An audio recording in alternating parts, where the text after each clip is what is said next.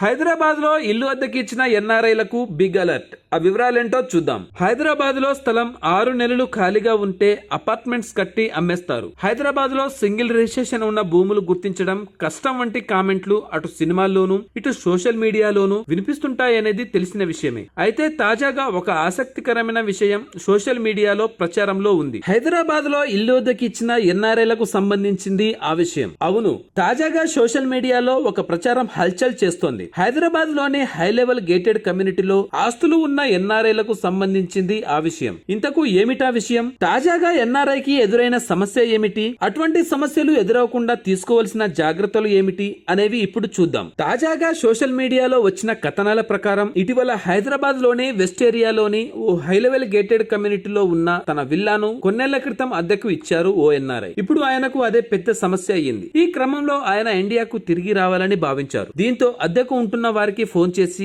ఖాళీ చేయాలని కోరారు. అక్కడే స్టార్ట్ అయ్యింది అసలు కథ. ఇలా ఇంటి యజమాని ఫోన్ చేసి ఖాళీ చేయమని అడిగితే అద్దెకు ఉంటున్న వ్యక్తి అందుకు నిరాకరించాడు. ఇదే సమయంలో కోర్టుకు వెళ్లాడు. ఈ సమయంలో ఉన్నపలంగా ఖాళీ చేయడం వల్ల అది తన కుమార్తె చదువుపై ప్రభావం పడుతుందని చెబుతూ స్టే ఆర్డర్ తెచ్చుకున్నాడు. పైగా అతడికి కమ్యూనిటీ పాలకవర్గం, లోకల్ పోలీసులతో సంబంధాలు ఉండడంతో అతడిని ఖాళీ చేయించడం ఎన్ఆర్ఐకి కష్టమవుతుందట. దీంతో చేసేది లేక అదే కమ్యూనిటీలో మరో ఇల్లు అద్దెకు తీసుకొని ఉంటున్నారంట సదరు ఎన్ఆర్ఐ. ఫలితంగా ప్రతి నెల 1,00,000కు పైగా అద్దె చెల్లిస్తున్నాడట. ఇలా సొంత విల్లా ఉన్నప్పటికీ అద్దె చెల్లిస్తూ మరో ఇంట్లో అద్దెకు ఉండాల్సిన పరిస్థితి ఎదురైందని వాపోతున్నారని అంటున్నారు. ఇక్కడ మరో ఆసక్తికరమైన విషయం ఏమిటంటే ఇదే సూత్రాన్ని ఫాలో అయ్యి మరో 2 అద్దెదారులు సక్సెస్ అయ్యారని అంటున్నారు. ఈ నేపథ్యంలో హైదరాబాద్ లో ఆస్తులు ఉండి వాటిని అద్దెకు ఇచ్చే ఆలోచనలో ఉన్న ఎన్ఆర్ఐలు తగు జాగ్రత్తలు తీసుకోవాలని సూచిస్తున్నారు పరిశీలకులు. స్థానికంగా బాగా పెద్ద పేరున్న వ్యక్తులకు కానీ రియల్ ఎస్టేట్ వ్యాపారులకు కానీ అద్దెకు ఇవ్వడం మానుకోవాలని సూచిస్తున్నారు. ఉద్యోగస్తులకు ఇవ్వడం బెటర్ అని, ఇల్లు అద్దెకు ఇచ్చే ముందు లాయర్ ని సంప్రదించడం అతి ముఖ్యమని అంటున్నారు. Thanks for watching.